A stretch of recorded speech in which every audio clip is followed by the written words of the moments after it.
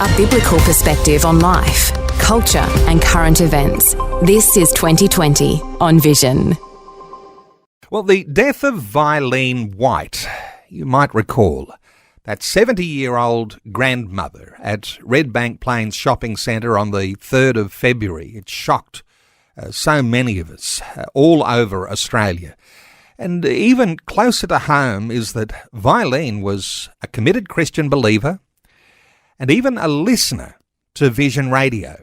She may well have been listening right now if she was still alive. Now, Vilene had gone to the shops with her granddaughter when she was allegedly stabbed to death by a 16-year-old boy.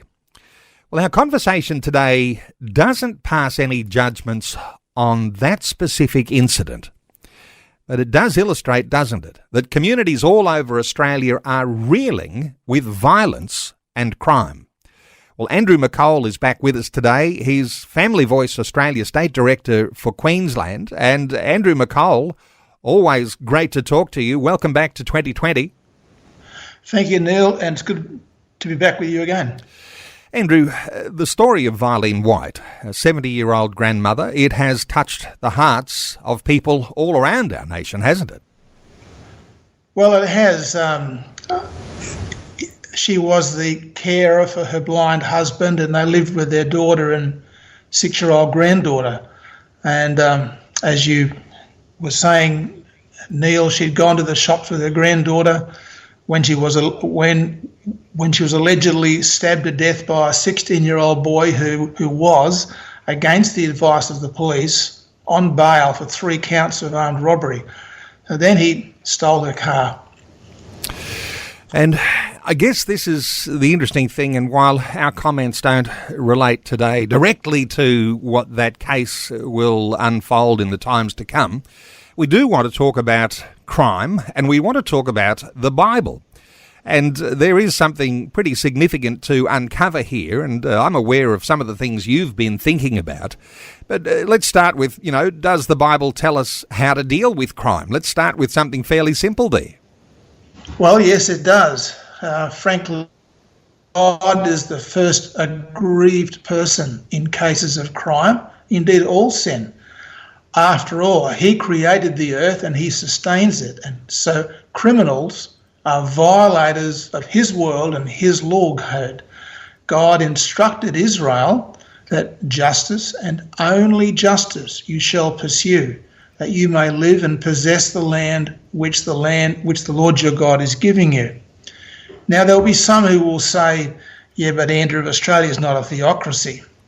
But just in that context, let me quote from the late David Chilton in his 1987 book, Paradise Restored, where he said, the fact is that all law is religious. All law is based on some ultimate standard of morality and ethics.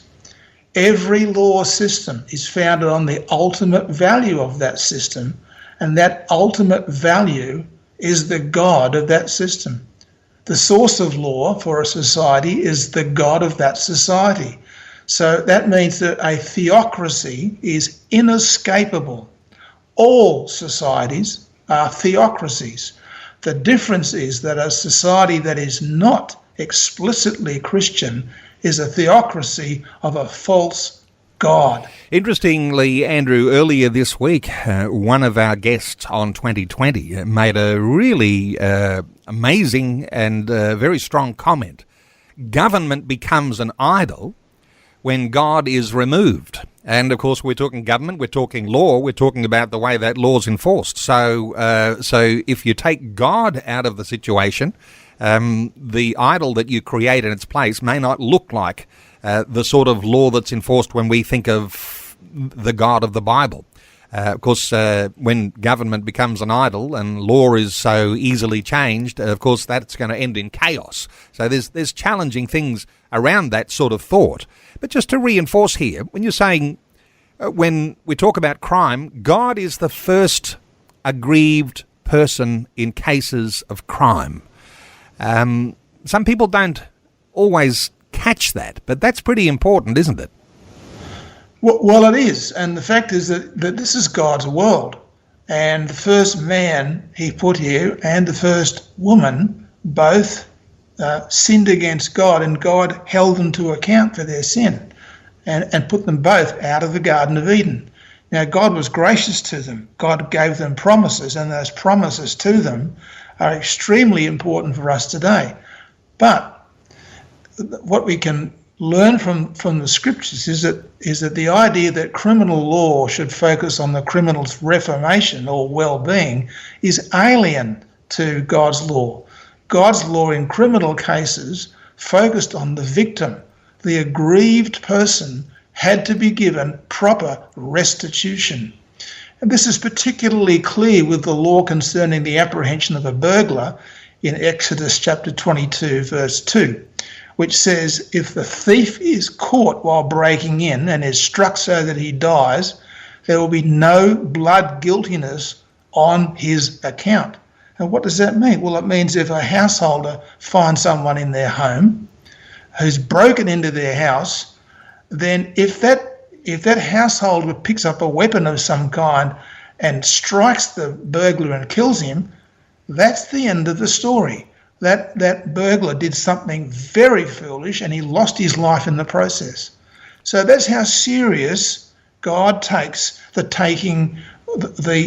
breach of his law. So the whole matter of thou shalt not steal, and including in that is trespassing on someone's private property, well, if you go trying that, you might come off second best, and that's the end of the story. So we find, Neil, that the foundations of criminal law are in Exodus 20 through to 23, and are then extrapolated in other passages of the Pentateuch, the first 5 books of the Bible. And Exodus 20, of course, lays out the 10 Commandments, and the following 3 chapters provide us with details of their application. So the laws turn when it says that an eye for an eye, or a tooth for a tooth, a hand for a hand, or a foot for a foot in Exodus 21, verse 24, doesn't mean that the criminal shall lose his eye or his tooth, his hand or his foot. It must be seen in the context of financial compensation. And that's clear from verse 22 of that chapter, which says, he shall pay as the judges decide. So if under biblical law, Neil, a gang of 4 youths stole your $20,000 car, they take it to the bush, they torch it, then they are convicted, you'd be entitled to at least twice the value of the car from them, meaning $40,000. That's restitution for you, because you've been the aggrieved person after God from this whole business. You've lost your car, you can't get to work, we don't have the privilege of listening to you on the radio anymore. Now, what's going on? Yep. Now, those 4 youths might say, look, Mr. McColl, we've got no money. And I would say, that's not my problem. When you go to work and get a job, we can take it out of your pay. So Neil gets his $40,000 or more. And Neil says, thanks, fellas. Do we think they'd try that again? Isn't it interesting? The key word, I think, as you're describing it, is restitution, and putting into a modern context, an eye for an eye and a tooth for a tooth, how we would see that today by way of a remedy for the wrong that is done. So that if someone commits a crime against you, restitution is, and as you're describing it here, a biblical way of thinking about how God would deal with crime, that he's on the side of the victim and would see a remedy, a restitution being the primary goal, without so much focus on the one who has committed the crime. In fact, sometimes we feel as though, and it changes in the way that we think these days, that we ought to be very sympathetic to the criminal and not the victim. But what you're saying is, biblically here, the victim's the focus, not the criminal. Absolutely. And Rushduni points out that in biblical law, the goal is not punishment, but restoration. Not the infliction of certain penalties on criminals, but the restoration of the godly order. The centre of attention is thus not the criminal, but the righteous man and the total godly order. So when Moses gave the law when God gave the law in Exodus to Moses and the children of Israel, he expanded on the revelation he'd given to Noah in Genesis. Thus, we find that murder, as he defines it, is never an accidental event. It is deliberate and premeditated. In fact, the phrase the Bible uses is lying in wait to harm someone. So, in those contexts of true, proven murder, capital punishment was always required. Today, that would include abortion. That would mean we stop the killing of 80,000 Australian babies every year. Would that make a difference to the population of Australia? Of course it would. This has been God's standard of justice from the beginning. God's law permitted no exclusions from justice for people who were supposedly mentally ill or for minors. Everyone was subject to his law. Murder is a fatal assault on a person made in God's image, and God has said to us in Proverbs chapter 6, verses 16 and 17, that he hates hands that shed innocent blood. Now, as believers, we want everything brought to the feet of Jesus, including the law. That's an aspect of us being involved in discipling the nations. Well, some would say, well, why is that, Andrew? Well, justice is a vital aspect of discipleship. When the gospel came to India, the law for Hindu widows changed. They were no longer tied to their husband's funeral pyre and horribly burnt to death because a man of God by the name of William Carey stood up for them. The Bible tells us in Proverbs 21:15 that the exercise of justice is joy for the righteous, but is terror to the workers of iniquity. So conviction for capital punishment always required multiple witnesses, and criminal slander could be a capital offence, for there is such a thing, as we would all understand, as a malicious witness. Now, as Gary North points out, the death penalty is final. Its beneficial effects for society are twofold. It restrains the judgment of God on society, and it provides a deterrence effect, deterring the criminal from future crime. He dies, deterring other criminals from committing similar crimes, there's the fear of death, and deterring God from bringing his covenant judgments on the community for its failure to uphold covenant law, the fear of God's wrath. So capital punishment is God's way of telling criminals, whether convicted criminals or potential criminals, that they have gone too far in committing certain crimes. It also warns the community that God's law is to be respected. So much to unpack from what you're sharing there, and we won't have time today to do that. But it might be a spark that gets some conversations going, because capital punishment, well, that's one of those things that we don't do that in Australia. And as you're saying, and that capital punishment is a biblical way of deterring the sorts of crimes we're talking about. And when you mentioned murder, of course, we'll recognise, because there were some safe cities that people could go to in Old Testament times, because there's a difference between murder and manslaughter, or the accidental killing of someone to that way of killing people which might be intentional. And you did mention something very, very, very controversial in there, and some listeners might even be confronted by that when you include abortion in that intentional killing of a human being. Yes, you can align that with murder, and so it brings into context, doesn't it, the way when we think about God and crime, the way that he might actually be more embracing of these things than our general populace are here in Australia today. But let me ask you about the church in all of this, because some might think, as you deliver a biblical foundation like that, which is so confronting to today's thinking, some might be thinking, well, what about the church's role in all of this? What are churches being taught? What about the leaders of churches? Don't they understand a biblical response to crime? What are your thoughts here about the church?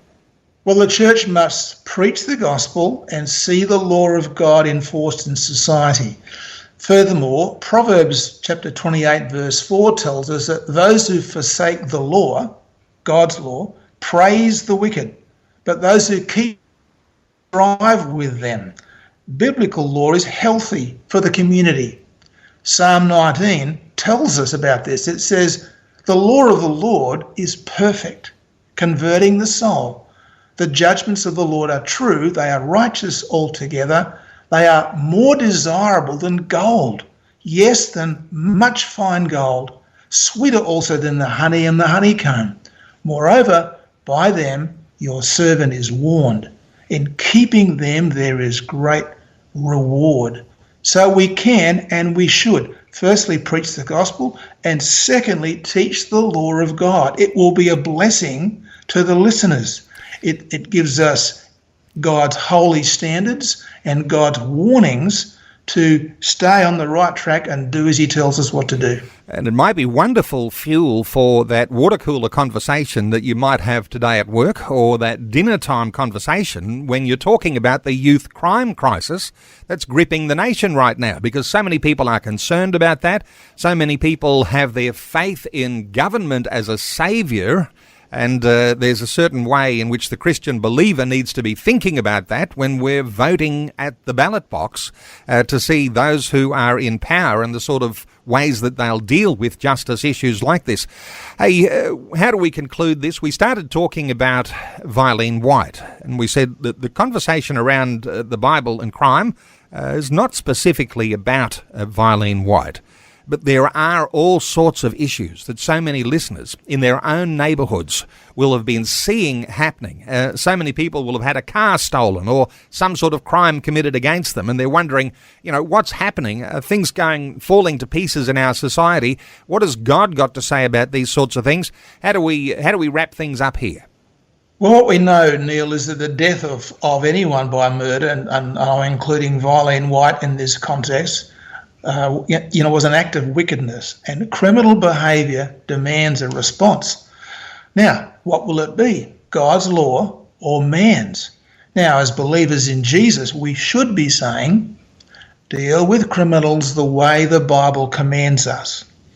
That will mean vast improvements for our society, with greater deterrence for criminality, along with restitution from convicted criminals for their victims.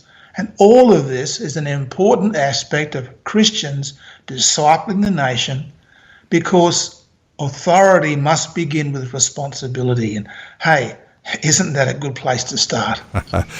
Hey, there's so much in today's conversation, and it might spark a few listeners to go and do a little bit more research, a little bit more study, and get into these things a little deeper and discover that there is a godly way of thinking about how we ought to be dealing with crime in our communities.